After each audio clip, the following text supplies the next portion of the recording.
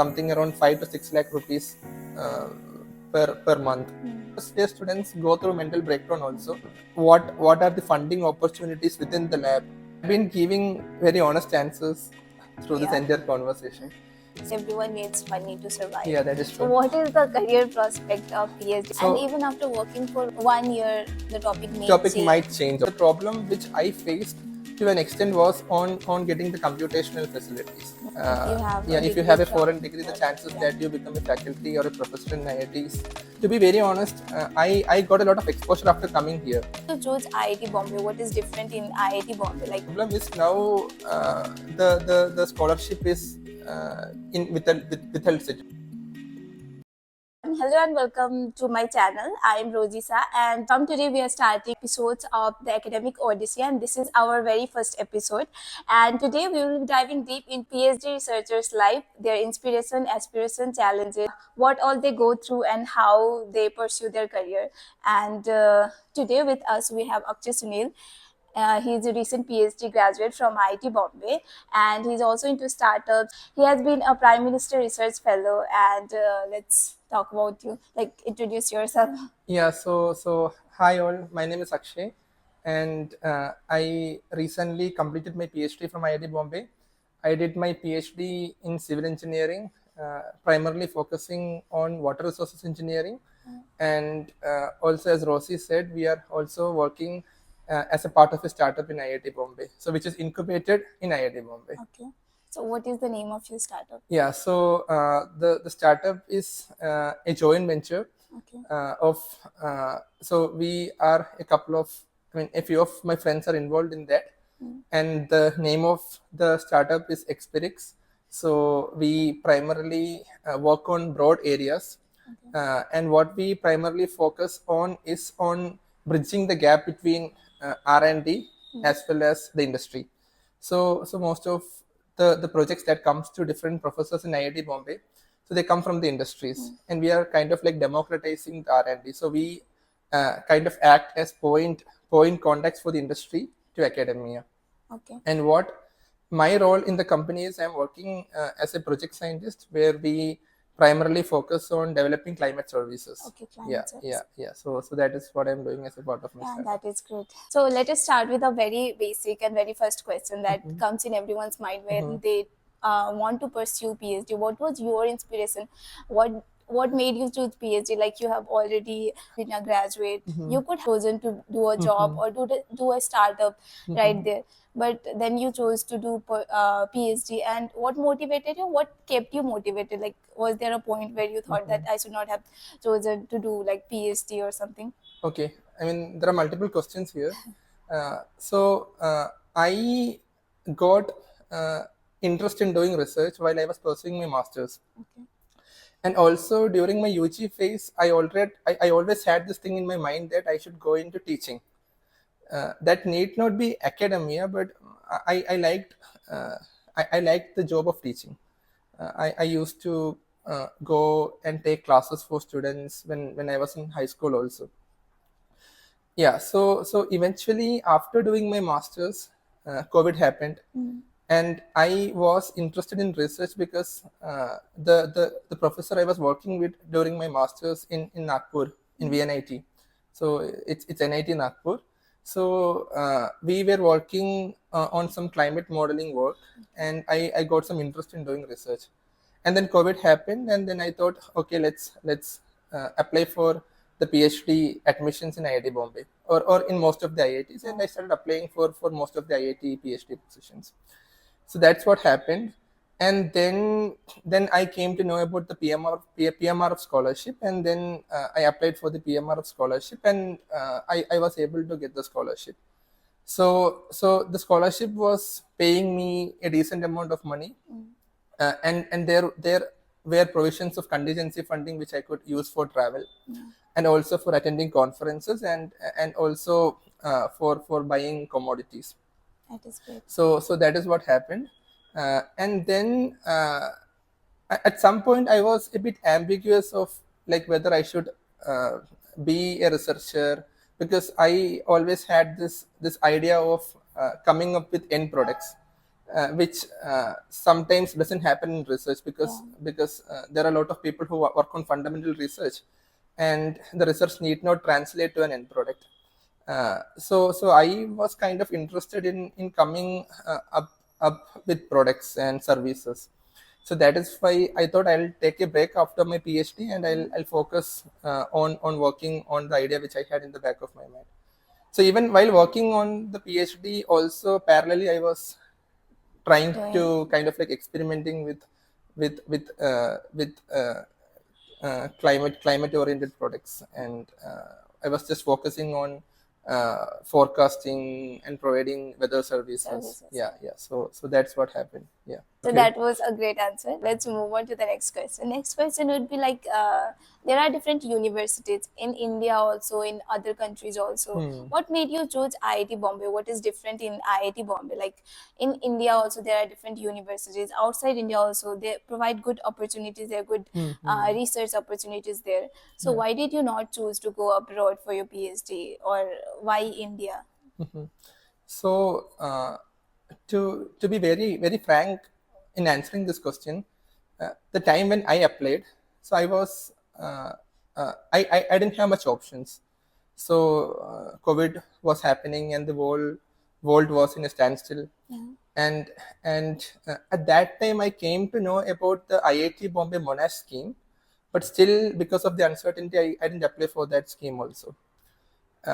So Can you tell oh, some more about Monash Monash. program? So Monash is kind of like a collaborative research degree. So we call it hyphenated degree. So it's like you spend some time in IIT Bombay do research, and you jointly do some research in Monash. You spend some time in the Monash University.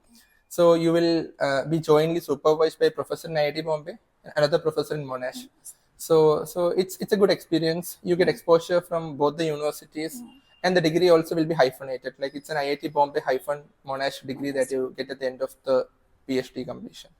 So coming back to the question of answering why I didn't go abroad. So to be very honest, I got a lot of exposure after coming here.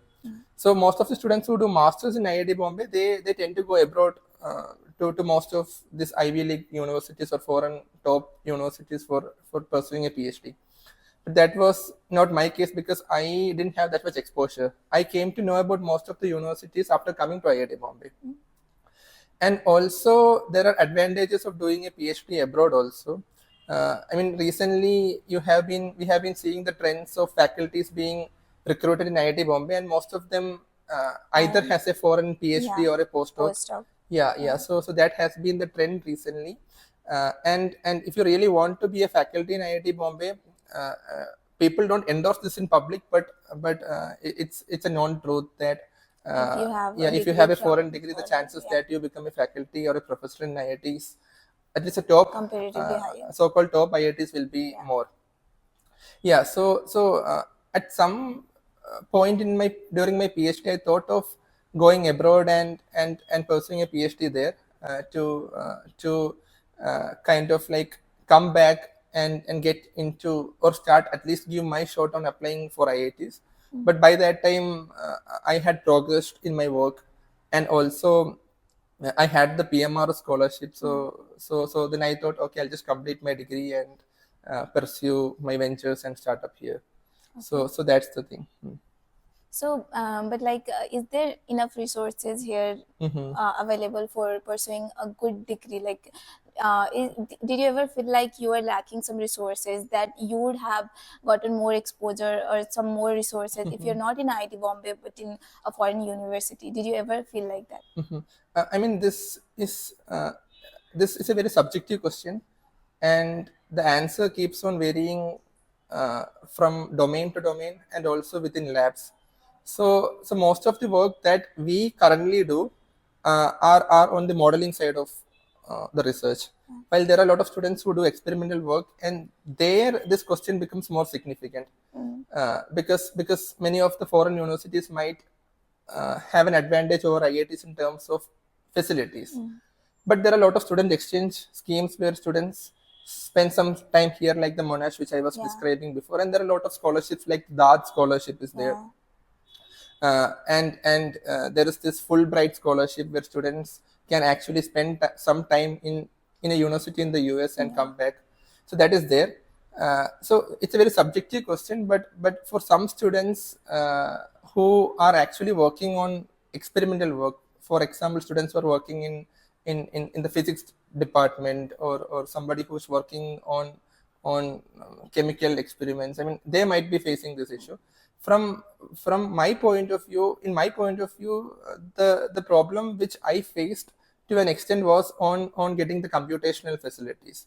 But yeah, the computational facilities in IIT Bombay is more than enough to support the basic research. Basic, But if you really want to run some hi-fi ML AI models, then you might have to leverage more computational facilities. But there are computational facilities. There are High-end computation facilities are also there. True. There are high performance computing facilities in IITs which can be used, but sometimes the foreign universities tend to have an edge over IITs. For example, like if you take the case of Stanford, like they have a collaboration with the Silicon Valley, and it's like they're growing together, they're working together, and many people from Stanford go to Silicon Valley. The same thing is happening in Caltech also. They go to NVIDIA and they do research and come back. So India is also picking up. IITs are also picking up in that, but it might take some more time. Yeah. That was a great Okay. answer. So now moving on to the next question. PhD is like a full-time job. Sometimes we tend to forget the balance in between personal life and professional life. We tend to do research work from like late night to 2 a.m., 3 a.m. That's right. So how are you balancing your life, professional life and personal life? Okay. The balancing part is pretty hard. There are points. It has a lot to do with the person who you are working with, the lab you are working with, and also the topic that you are working in. I mean, there are some topics where students have to put in a lot of effort. So it has to do a lot with the ecosystem that we are working on, and it's very hard to give a generalized answer for this. In my case, there are phases where I had tough times. We had deadlines, and also there were personal commitments also, which we had to at times we had to sacrifice on things, and we had to focus more on research. But it's always advised to get engaged in a lot of activities, because here in IIT Bombay, the good thing is we have a lot of people around, and also we have lot of facilities for engaging ourselves. Like we have a swimming pool, we have sports center, we have a gymkhana center. People are into music, dance. So there are different types of clubs also where people can involve themselves. So it's always good to keep one involved. And also, I mean, what I believe is if some student is facing a problem, then the student must reach out to other people, and seniors or their supervisor, whomever they feel like are more approachable, and if they share the problems, then people who were having similar experiences might be able to guide them. So what I'm trying to articulate here is that there are phases in PhD, because it's like a commitment, and there are phases where you feel like life is becoming more uncertain. You're not having a permanent job. So in that cases, it's very important to take a pause, talk to people, and gain some experiences from insights from their experience, and then try to strike a balance between your work and personal life. Yeah. So like, do PhD student go through mental breakdown because like they don't have enough friend, because everyone is working on a different topic. So in BTech or MTech, when you see people are working on same, like you have the same exam, you'll have the same question paper. So you can work together, you can sit and discuss together, and then by that way you have a certain group of friends, and it's also for a very short period of time. And in PhD you are working on the same topic for like years. So does that lead to mental breakdown?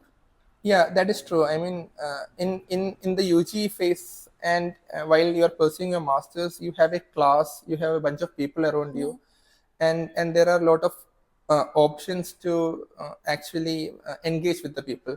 But that is not the case with PhD. I mean, from my personal experience and by looking around, what I've seen is that, like, initially when students come for a PhD program, I mean, they come to IIT Bombay, they get to see all these big things, and eventually what happens is every student starts working on their topics and they get engaged in their work, and by the time you complete your PhD, you reach a phase where you have lesser of friends. So that is true. Having said that, like, I would like to reiterate the point which I told you before also. I mean, there are phases where students go through mental breakdown also. I myself have friends who had actually quit the PhD also during some phase of their time. So all those decisions take a lot of courage. So that is also there. But ultimately, like, you might have to talk to people and reach out to people, and then they'll support you. But it's always advisable to talk to people, like, even if you have to, even if you feel that this is not going in the right direction, and if you have to take a break, or if you have to look for a different career opportunity also, you might have to take some career guidances. So there was a phase in my PhD also where I thought of, like, giving up. But at that time, I mean, the people around me supported me, and even my supervisor also had told me a similar story. So it's a pretty common thing here. Yeah. So it's always advisable to talk to people, and yeah, and to gain some insights from that. Yeah. And so the next question would be like, what, like, in abroad, I've heard that you get very competitive salary. The salary is like getting a job. So is it the same in India, and what are the different other fundings that we can expect to get in different IITs while doing our PhD? Not even if it is not in IIT, then other universities while pursuing a PhD in India. What are the different scholarship we can apply and all these things? The funding in IITs is actually, I mean, it's not comparable with the foreign universities, because most of the Ivy League universities in the US, I mean, Ivy League are the top notch universities in the US. Yeah. So they kind of, like, provide you really good salary. So they provide you something around, like, 60 to 70, at least 50 to 60 USD per annum. So that translates to something around 5 to 6 lakh rupees per month in India. At least 4 to 4 lakhs per month in India. So and in IIT, the stipend is something around 40,000 rupees per month. So, but again, in US you have taxes. I mean, you have to spend your accommodation charges. So that is there. Expenditure is also high. Like, they Expenditure don't is provide also us there. accommodation, food, and all those things. Yeah, that's right. Same thing in Europe also. It's a similar scenario. So in terms of funding, yeah, the scholarship that is provided here is pretty Scholarship less. versus expenditure is It's pretty less. Yeah, it's. I mean, IITs provide the hostel facilities, and the food is also affordable here. But you might not be able to save a lot of money by doing a PhD in India. But it all depends upon priorities. I mean, if somebody wants to go back to their roots, or go back to their hometown, and teach in a regional college, I mean, a regional university or an institute, then the IIT degree is more than enough. While if somebody's priority is on making money, or doing research with a well-known group in the foreign country, then the chances, I mean, then it's always advisable to go abroad and do a PhD.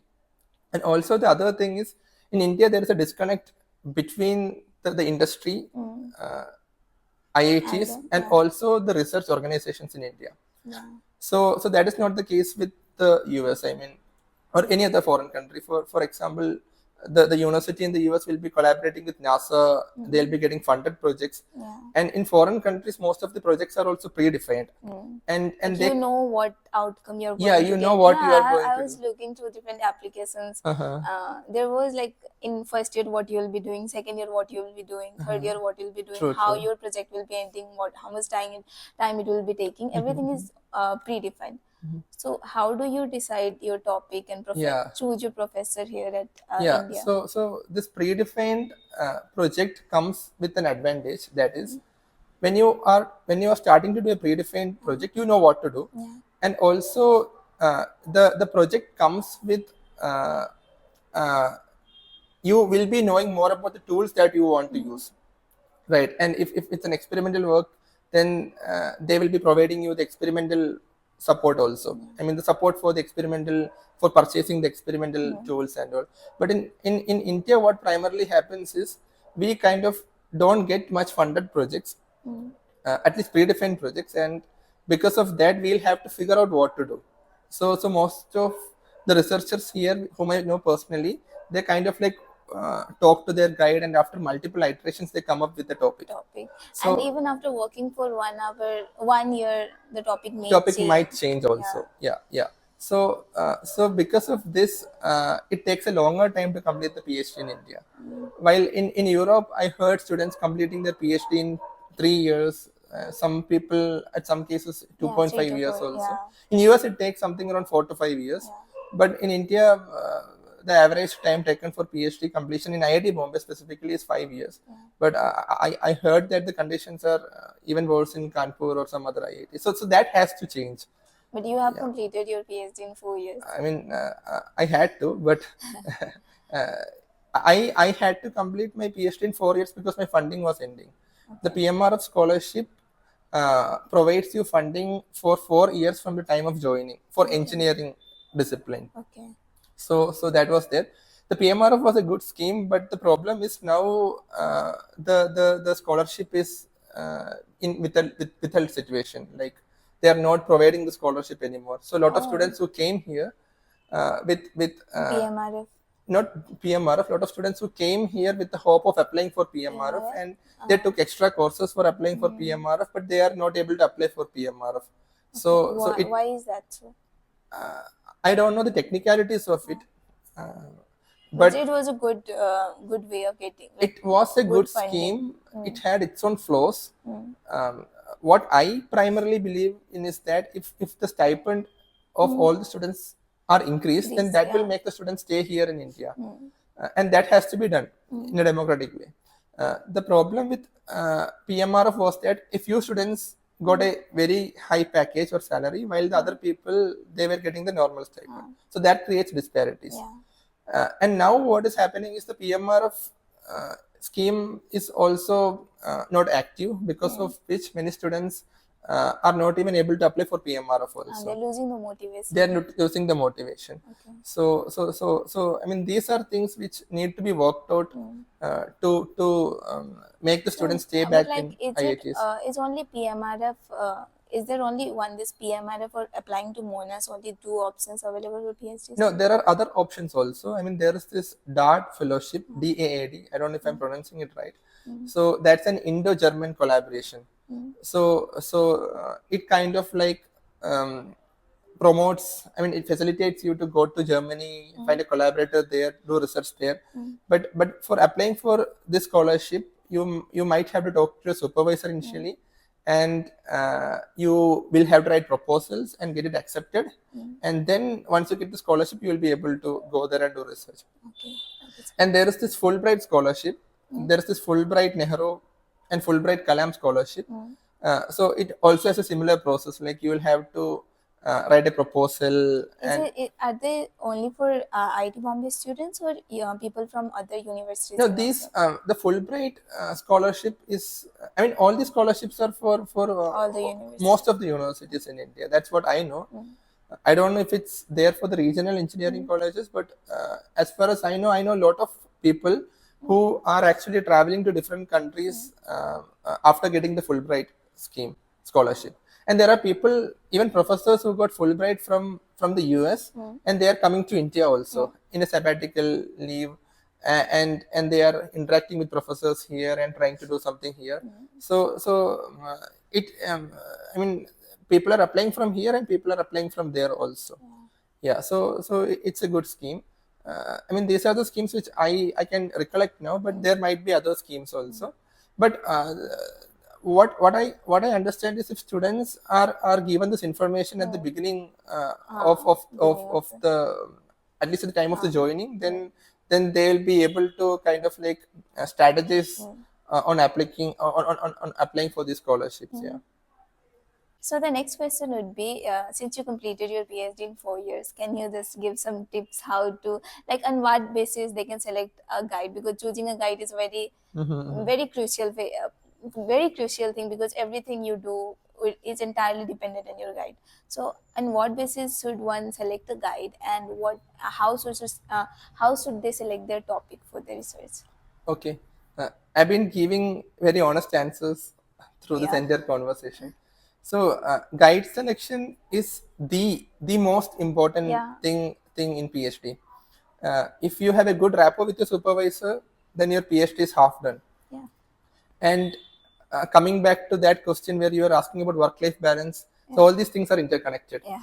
Yeah. So guiding is the most important thing for a PhD, and what we can do is we need to inquire about the supervisor, Mm, about the lab ecosystem, mm, about the type of work that you do, because mm. you eventually have to like your work, Yeah, or because you else. have to spend 4 5 years. True. So else it becomes very hard to sustain Mm, this in the long run. I mean, at least you'll have to continue the same work for the next 4 years, right? 4 to 5 years. So the best thing to do is again to reach out to people, mm, try to contact the students who are working in the lab, mm, and try to get perspectives on how the lab ecosystem is, and then choose the right supervisor. And also, you can inquire about things like what are the funding opportunities within the lab, mm. uh, and how many papers. I mean, if students, I mean, now everything is evaluated by the number of The papers number you of produce, papers, right? yeah. So in some cases, I've seen students struggling with getting a feedback. Mm, Like they write the paper, but mm, then the guide takes a long time to revert back to them. So all these things need to be inquired. I mm, mean, what I would say is like inquire about everything before joining mm. the PhD, because PhD is a commitment, Yeah, and until you don't reach the final phase, you will always be tied to your supervisor. yeah, yeah. So That is true. everything that you do, I mean, if you have to go home, if you have to take a leave, so all these things will be connected to the To the supervisor, and you will supervisor. have to take the permission from them. So it's always, I mean, what I would recommend is to inquire about Mm, the guide. If the feedback you get from the students mm, it's not positive, then mm. take a break. I mean, there is no point in jumping into the Yeah, PhD just because you're getting an admission in IIT Bombay. yeah, that is true. Right. So you can take a break, and then I've seen a lot of students doing Mm, that also. I mean, I've seen students changing their supervisors, mm. students taking a break and then choosing the right supervisor, and they prosper in their People PhD. are dropping PS, like people People are people dropping do drop PhDs. PhDs also. So we are seeing that also. So Mm, uh, choosing the right supervisor mm. is the most important thing in the Mm. PhD journey. Yeah. And what about choosing the topic? Topic. Yeah. I mean, these things go hand in hand. Mm, You have to choose. Uh, uh, you have to choose the right topic also, mm, because that keeps you driven and mm, motivated to do the PhD. And now I've seen the transition happening here also. mm, What I've seen is that when I came here, the collaborations were lesser. mm. But now I'm seeing a lot of new departments coming in and students collaborating among each other. The Faculties also, interdisciplinary thing is there. interdisciplinary In research. fact, universities are also collaborating. Foreign True. universities are the rate of foreign universities collaborating are also increasing. True. There are foreign collaborations also with Uh, IITs, and once in a while, like very often, we see foreign professors also coming here. mm, So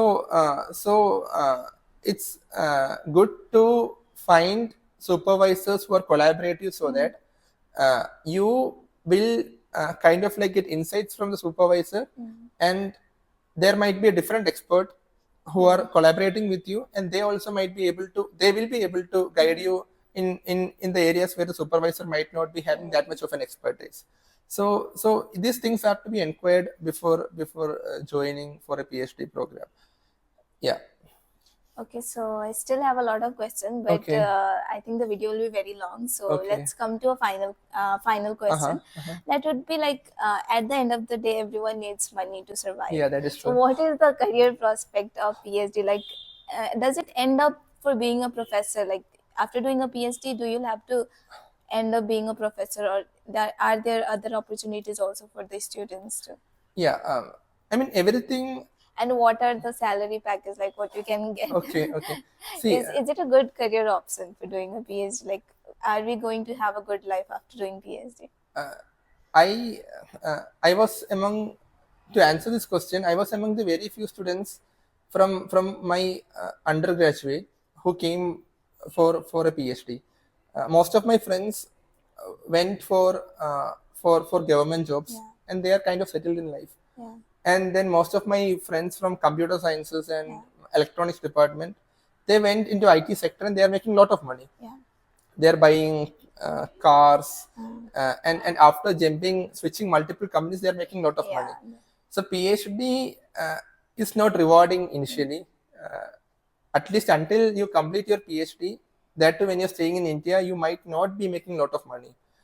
And I've seen students here struggling with pocket money also. I mean, once you pay the fees, the hostel fees and the academic fees, you might not have much money in your bank.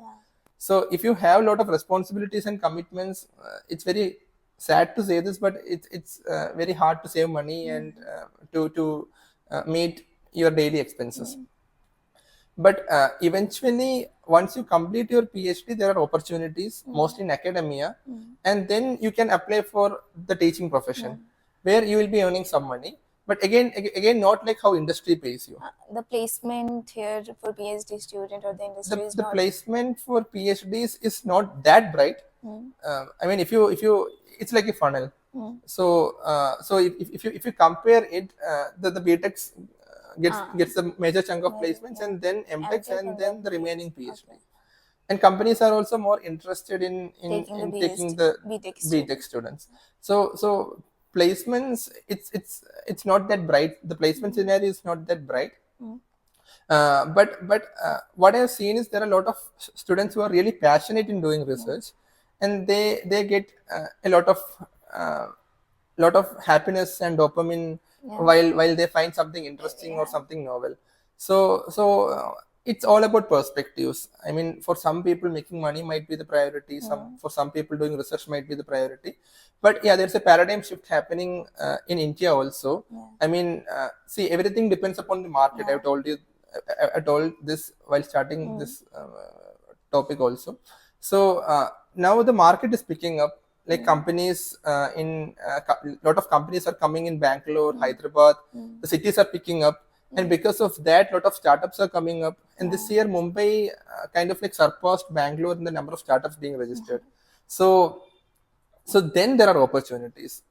I mean, some of our students in different labs, they are starting to get placed, and this trend I've been observing recently, not at the time when I joined. So I think in the coming years, with lot of companies coming in, and companies specifically recruiting people with domain expertise. So in that case, there are growing chances of PhD students getting placed in companies, and a lot of the students now who I am talking to, or whom I am in conversations with, they are kind of like considering the second option of going into industry, not just going to the academia. So I'm seeing that shift also happening now. Yeah. So yeah, so that was a great Oh, answer. okay. It was really informative. I hope that you guys liked the video, and if there are any further question, we'd love to hear that. Please write down in the comment, and that would be all for the video. See you in the next video. Until then, bye bye, take care. Bye. Thank you, thank you. Yeah, Thank you so I would much for also being like here. to thank Rosie for asking such incredible questions. Yeah, and I hope you guys support Rosie's channel and subscribe to this channel. Thank you so much for watching, guys. Bye bye.